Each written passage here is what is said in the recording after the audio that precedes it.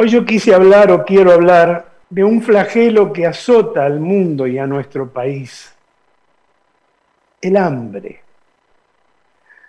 Miren, hubo un informe elaborado por distintas entidades de la Organización de Naciones Unidas, la ONU, que determinó que el objetivo de erradicar el hambre del mundo para 2030, tal como lo venían diciendo en sucesivas reuniones, bueno, descubren ahora que está cada vez más lejano. Coincide incluso la Organización para la Alimentación y la Agricultura, la FAO, que proyectó además que escuchen bien, 670 millones de personas seguirían sufriendo hambre para fines de esta década. Cuando hablamos de hambre, hablamos de falta total de alimentos, 100%. Nada, no existe nada. Y a ese respecto, el secretario general de la ONU, Antonio Guterres, dijo días pasados que existe un riesgo real de que se produzcan múltiples hambrunas este año e instó a los responsables de las áreas específicas reunidos precisamente para hablar de seguridad alimentaria, a tomar medidas prácticas para estabilizar los mercados de alimentos y reducir la volatilidad de los precios de los productos básicos. La invasión rusa a Ucrania, que ya lleva más de 5 meses, corre el riesgo de agravar el hambre de millones de personas en todo el mundo. ¿Y esto por qué? Porque a veces los hemos escuchado y decimos, pero tanto es así. Bueno, miren, estos dos países suministran el 28% del trigo que se comercializa en todo el planeta, el 29% de la cebada, el 15% del maíz y el 75% del aceite de girasol. Si Rusia mantiene el bloqueo sobre los puertos ucranianos, ahí en el mapa para aquellos que nos siguen en YouTube estarán viendo la imagen.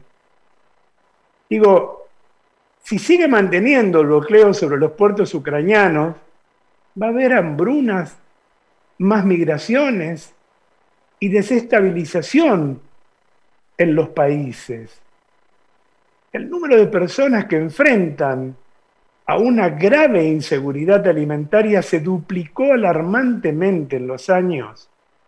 Pasó, miren, de 135 millones antes de la pandemia del COVID-19 a 276 millones ahora, en la actualidad. Son personas que luchan por conseguir comida, algo tan elemental. La suba de precios por desabastecimiento de alimentos, agravada obviamente por la guerra, profundiza la crisis del sistema alimentario global, que ya venía con algunas complicaciones por la pandemia, como dijimos recién, del COVID-19, el cambio climático, por otra parte, a lo que hemos contribuido mucho los seres humanos que habitamos en la casa única que es el planeta Tierra, pero también el shock energético.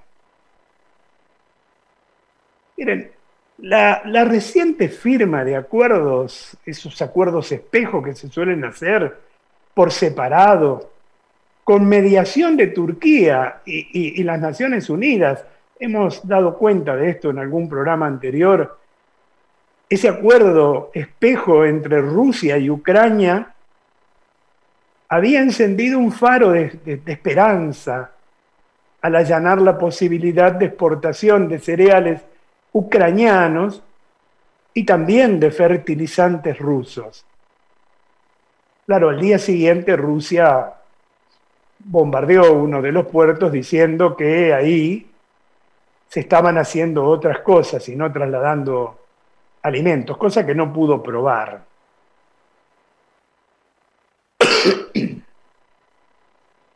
Para erradicar el hambre, es fundamental comprender sus causas y no atribuirlas solos a un desequilibrio mecánico entre la cantidad de alimentos y el volumen de población, sino también al funcionamiento de economías sanas y beneficiosamente interconectadas, instituciones políticas y sociales también sólidas, mercados que apunten y apuesten de alguna manera también a la sustentabilidad y una conciencia global capaz de motorizar las soluciones sin más demora. Urge que la comunidad internacional empiece a trabajar mancomunadamente para acabar con el hambre en el mundo. Argentina no está exenta a ser uno de los países productores de alimentos, llevar sobre nuestros hombros también este flagelo del hambre.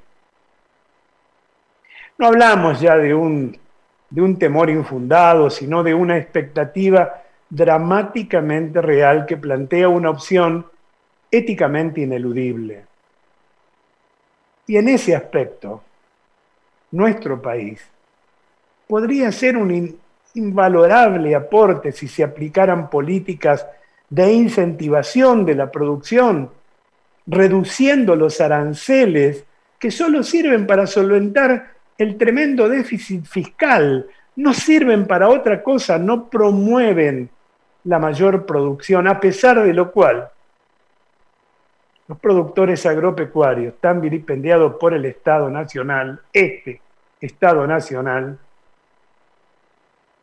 han incrementado la superficie sembrada y cosechada. Hay que terminar de alguna manera con el discurso infundado y la diatriba gratuita que solo generan falacias y enfrentamientos estériles. Además de ser solidarios, los argentinos también contribuiríamos a resolver los problemas de pobreza que azota a nuestra propia nación, a la vez que reactivaríamos la economía por los efectos colaterales favorables que genera la actividad productiva, impactando en la industria metalmecánica, sostenedoras de fuente de trabajo. Vale decir, todo es una cadena. Si se pudiera pensar sin tanto egoísmo como hacen las autoridades actuales. Y también la oposición, que allí pertenece en silencio, en silencio. El mundo necesita alimentos, señores, y Argentina puede proporcionarlos creando un impacto favorable también en las relaciones internacionales al solidarizarse con esas naciones y recuperando de alguna manera la credibilidad perdida por una inoperancia supina que vemos momento a momento. El país no es un juego, no es el estanciero, ese juego que todos conocemos. El país tiene dentro de su territorio, dentro de sus límites, 45 millones de habitantes, de los cuales la mitad prácticamente está sumido en la pobreza y apenas un tercio produce la riqueza que a Dios gracia tenemos en una tierra generosa, en la superficie y debajo de la superficie, y en los mares también. Miren, no hay mucho que inventar. Solo cuestión de dejar de lado los intereses mezquinos, las ideologías partidarias, esas que ya están desmadradas, que persiguen otros fines. Esos fines son muy distintos a los intereses de la nación, a los intereses de cada uno de nuestros conciudadanos.